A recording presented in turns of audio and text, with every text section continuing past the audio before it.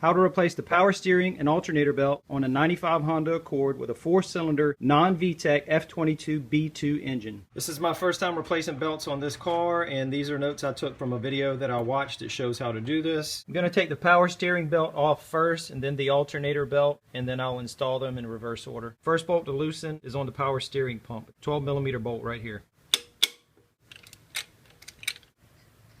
The next one to loosen on the power steering pump is on the opposite side, on the reservoir side. It's another 12mm. And both of these first two are actually 12mm nuts, not bolts. And you just have to back them off. You don't have to take them all the way off. Now we're going to loosen this 10mm tensioner bolt on top. You don't want to back it all the way out.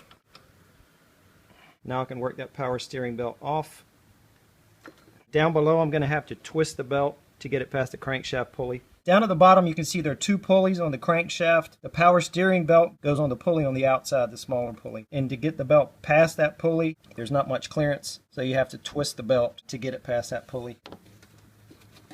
I know you probably couldn't see that very well, but it'll make sense when you're doing it. First bolt to loosen on the alternator is on the outside, the reservoir side. I have this red socket on the bolt right now. And this bolt's 14mm.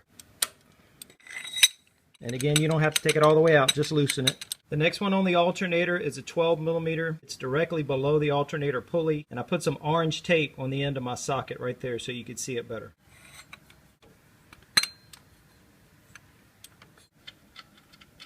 And last thing on the alternator, there's a 10mm tensioner bolt right underneath it on the front so you can see it better. Underneath the alternator in the front, 10mm.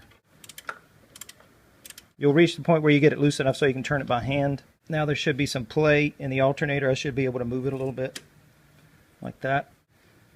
I got to back it off a little bit more. That's not loose enough. All right, I think that's gonna, yep, that's gonna work. Here's the alternator belt coming off the alternator pulley, and also off the AC compressor below that. I'm gonna have to twist the belt to the side and slide it past that crankshaft pulley.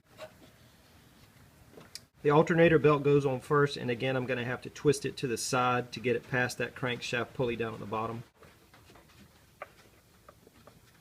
Where that belt fits over the AC compressor pulley, because it's so tight down in there, what helped me was taking a metal coat hanger that was bent out straight to push that belt down to the underside of the AC compressor pulley. And now with the belt over the crankshaft pulley and over the AC compressor pulley, just need to push it over the alternator pulley. There we go. Now before I adjust the tension on that belt, I want to make sure that it's in the grooves properly on all three pulleys. It's good on the alternator pulley, it's good on the AC compressor pulley, and it's good on the crankshaft pulley. And when you're installing this belt, the alternator belt, make sure it goes underneath that bolt right there. I believe that's a timing belt tensioner bolt. Just make sure your belt's not going over the top of that. It needs to go underneath. Now I want to pull up as hard as I can on the front of the alternator to try to tighten the belt up as much by hand as I can. I'm going to tighten that tensioner bolt first by hand, and then I'll put the wrench on it. And I want to stop when that belt has about a 1/4 inch of deflection, because I measured the old one before I took it off, and I could push the belt down about a 1/4 inch. Let's check that and see what we got. I'm starting at 10 and pressing as hard as I can. I can go to about 9 3/4. So that looks good to me. While you have the belts off, it's a good time to check the pulleys. The AC compressor pulley, the alternator pulley, and the power steering pump pulley. I check the pulleys by spinning them, listening for noise. I also grabbed them by the sides and wobbled them left and right. All three of them were in good shape. Now I'm going to tighten the locking nuts on the alternator.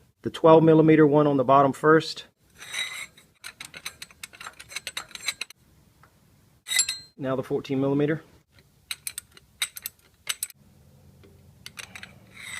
Now I'll check the belt tension to make sure that didn't change, and I'm good. Now the power steering belt. Same thing for reinstallation as removal. I'm going to have to twist the belt sideways to get it past the crankshaft pulley. And once you get it past the crankshaft pulley down below and you make sure the belt's in the grooves properly, then fit it over that power steering pump pulley. Pull up on it a little bit to put some tension on it. And while I'm pulling up on the power steering pump pulley with my hand, I'm going to start to tighten that tensioner bolt. This is a 10mm bolt, and you'll notice I'm using a 1/4 inch ratchet. That was at the suggestion of the guy that posted the video that I watched. He recommended doing this with a 1/4 inch ratchet because with a 3/8 ratchet you don't have as much feel, and with that 3/8 inch ratchet with not as much feel, it's easy to snap off this bolt. And as soon as you feel it getting kind of tight, that's when you should check your belt, and that's right about here. I think I need to tighten this one up a little bit more. I'm starting at about 4 inches, and I can go to about 3.5. I'm going to tighten this one a little bit more.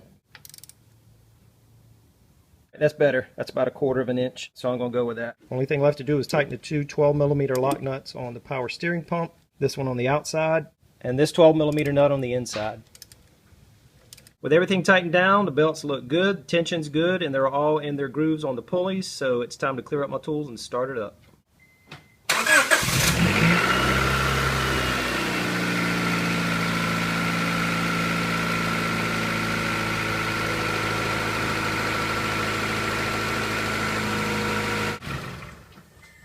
So look for links down below to the belts that I used, and also a link to the video that I watched to learn how to do this. As far as this goes, I'm done, and I hope you got something out of it. Thanks for watching.